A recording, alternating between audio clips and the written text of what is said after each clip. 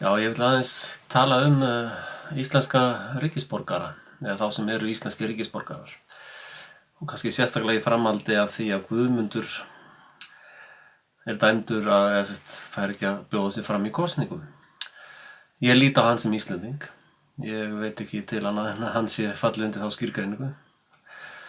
Og maður hefur tekið eftir því að undanfarið hefur innanríkisráðuneytið og þetta valda apparat sem við höfum í dag, það hefur í auknum mæli verið að reyna bara að henda fólki út sem íslenski ríkisborgar eða skreppi til útlanda eða flytur í eitthvað tíma til útlanda. Til dæmis þá eftir 2 kjörtímabil þá fellur fólk af kjörskrá, það getur ekki kosið lengur og greinilega eins og í tilfelli Guðmundar, þú getur ekkert komið heim og búið þig fram. Síðan eru alls konar aðrar hindranir, þekkið þær ekki smáatriði, þið getur kannski sett í kommentin hérna meiri útskýringar á því.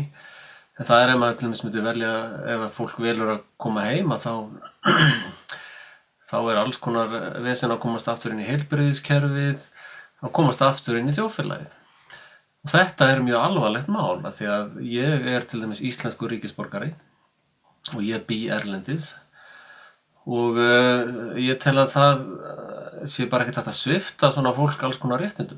Við þurfum að fara að skoða eins og ég sagði hérna í einu vídeóinu eða neðan, þá er alltaf verið að reyna að taka á okkur réttindi, fæðingarrétt, erfðarétt, réttinn til lífs og allt það er verið að reyna að taka á okkur og verið að skipta því út fyrir fríðindi.